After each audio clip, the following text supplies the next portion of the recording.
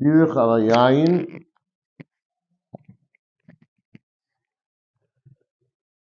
We have bracha and wine. Shelifnei hamazon. Okay, let me explain one thing first. So the way meals worked in the Zmanei Chazal is they would drink wine. Wine was a big part of the meal. So as we'll see, they would drink wine in the beginning of the meal, and then there's also wine right after the meal, after they eat the food, and there's even wine again at the end of the meal. So we're going to have to see exactly which. This is what this mission is about. In the next sugya, exactly when you make a bracha for one thing, how easily does it affect something else? So let's see. So once you made a bread pirgaf, you made a bread pirgaf. Okay, fair enough. If you made a bracha on the paperis, now paperis also it somewhat has a loose definition here. It's some flexible definition. It's some type of appetizer, some type of additional food. Seems like it's like Rashi. The paperis is more like fish or meat, some small appetizer. So this also that bracha works. But Parsacham now, alternatively, what's maybe a little easier to understand, it's like it would be that cake, Passover Kislev. It's you're eating some type of cake, not part of the meal, and you made a mezainis, so you made one before the meal, so that will be effective also. You wouldn't have to make again a mezainis for cake you're eating after the meal. Okay, now we're going to talk about bread. Now bread includes everything. Alva Paris, but on the Paris lip there's a pas. So now it's a little bit tricky. What obviously, like the cake doesn't part of the bread. Taisus says here it means a little bit different. It means that it's really bread, and it's just bread. And it's pas numa. We had it before. It's just a bread that you make mezainis on because it's cooked or it's broken into small pieces, and therefore I would have thought maybe pater is the bread also if you make a mezainis on it. Kamashma doesn't. Now we'll see in the Gemara what exactly the statement is, but basically he's saying that even bread will not necessarily pater ma'aseh gdeira. He still argues on that. In other words, what's ma'aseh gdeira? Sorry, ma'aseh gdeira is like a cooked food, a cholent. You would maybe categorize anything with cooked grains in it, anything with barley in it is cooked. That's a ma'aseh gdeira. Now. If they're just sitting together at the table, so then only one person, each person makes his own bracha. When is it possible for one person to make the birkas hamazon for everybody? We'll see also the sugya, also possibly the birkas hamoitzi for everybody. That's only when it's hisable. When the concept is there has to be complete vias. There has to be we're clearly we're clearly, we're establishing ourselves to eat together in a very clear way, which the way in the Gemara, in the times of Chazal, was a sable, which means they leaned back and ate leaning back. In our day, it could be, Yeshua also might work, could be a sable. Again, it goes like this.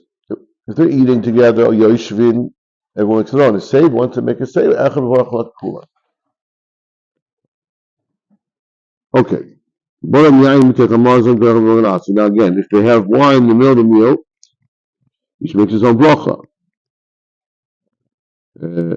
Now, achar hamazon, where it's at the end of the meal, and we'll see why. This is a technical reason. We'll see why it shouldn't really be a difference. But at the end of the meal, where they're all drinking together, so again, once everyone is kavua together, then there is a concept of one person making the bracha for everybody.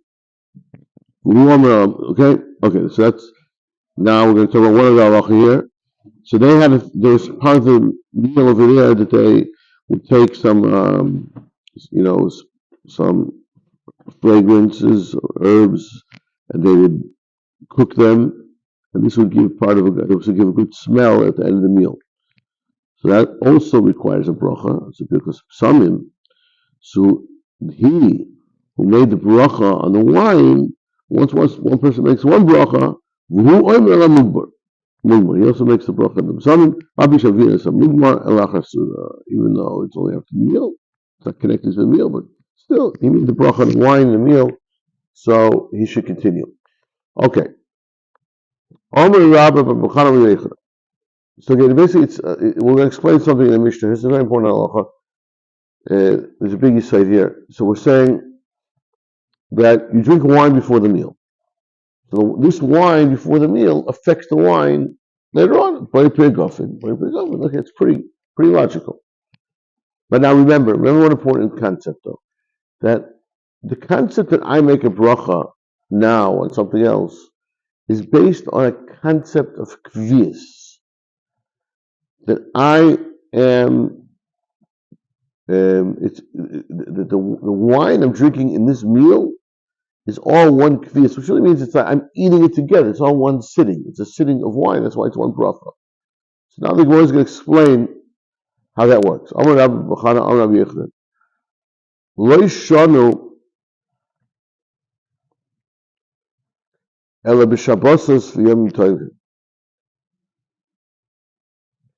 That's only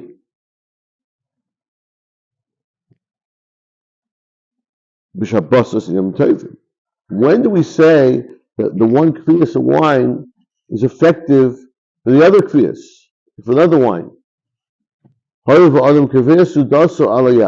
Since on Shabbos and Yom Tov it's expected people drink wine, that's part of the meal, that's part of the process. So therefore drinking wine is called kviyas. And again, we need to be kviyas. We need to say that it's like one big drinking of wine. So if I just, as opposed to if I just took a sip here and then took another sip over there, another sip of wine, that's not kviyas. You can't pop to everything in wine. So therefore, this Mishnah that says you drink one wine and drink another, that's only on Shabbos and Yom Tov. Otherwise, you make a bracha on each case. Similarly,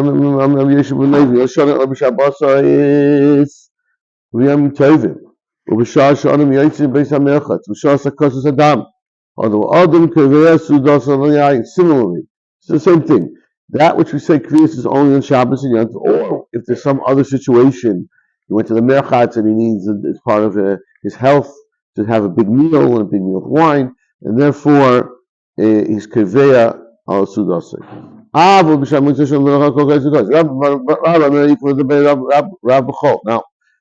he visited Rava, and he saw the Baruch of the Amazon. He said, "You made two brachas." I'm like, "Yasha, good." Because since it's during the week and there's no kviyas, you make two brachas. Same story. Yontif, now Chazi the Baruch, well, not exactly the same story, but he also visited on Yontif. Now Yontif should be different, but yet Chazi the Baruch called koisa the koisa. So he says, why are you making a bracha every time? Just make one bracha. It's one kviyas. It's Yontif. Of course you're going to drink wine. So he answered him, you're right, theoretically. That's if you're going to drink wine. It's one kviyas. But I was not planning to drink. I don't drink wine b'kviyas. So therefore, I'm called nimlach. Remember this term. That means to say, I wasn't planning to drink 2 cups to do. So therefore, I only make one bracha. I've changed my mind. I'm nimlach.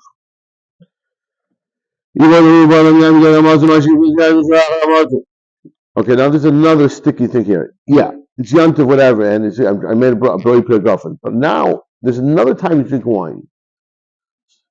People drink wine sometimes. In the Gemara, we find this, that the wine is really a health benefit. Drinking is a health benefit. After they eat a meal, it helps digest the food, drinking a little bit of wine. So therefore, it's not really the function of this wine is not the function of the wine at the beginning of the meal.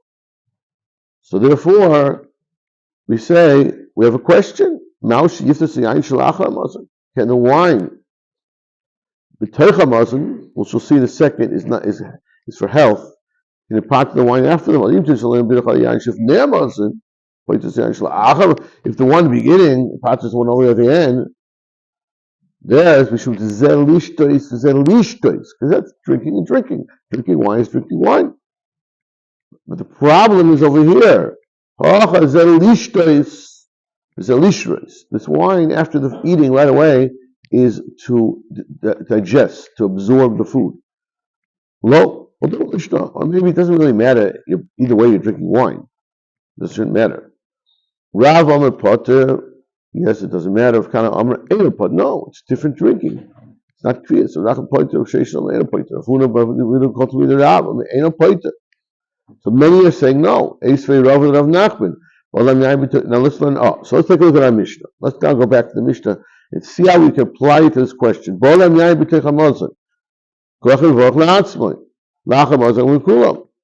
So now there's wine in the middle of the meal, there's wine afterwards, and they're making two brachas.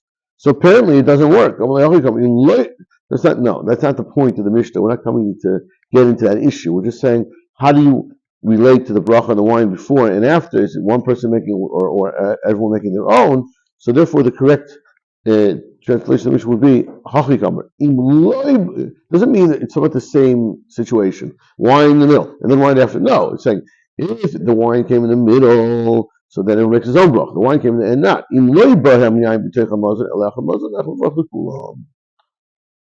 little more, like a few more lines. If you make a bracha on the bread, so then you pater the paperis, the appetizer or the paperis, whatever the cake, whatever it is, you don't need a new bracha. A paperis, no pater a pas. But the other way, you made a mezainis, it doesn't pater the bread, even though the bread also is mezainis a little bit. It is somewhat within mezainis also, but it doesn't pater. Not even my sikdei. Now, what does that mean? Okay, there's two ways of interpreting the statement of Bisham. Although it's even plugged, it more explains. The commentary Baruch ala pas potters or peres, pas potters or peres, and obviously potters are my sikdei. If you cholent, it's included potters. But paperis. No, pater's bread. Maybe if you eat some type of bread on the bread, you eat hummus, that also, or something you eat directly with bread. But paperis not. And Beishami says, paperis doesn't work on paperis. Even if you're eating a soup or cholent, something in the middle of the meal, that's a separate food. It doesn't get parted by the pas. That's Beishami's opinion. Beisil argues, but in Beishami, that's one interpretation, or there's another interpretation. Dilma Sefer Pligi, Dictonia Bircha Paperes. Okay, Lepoter is a pas. That doesn't work. Pas with Lepoter. So pas is not pater. I have a Maisa Kedera Poter. But so here. So that's Beisil. Beisil says, okay, you can't that the paperis doesn't pater the pas, but it passes the ma'aser. You made a brochen cake, you pater the barley in your cholent. No, it's two separate things. It doesn't work one for the other. No connection. That's the shiur we had in the Shammai Tekel. Okay.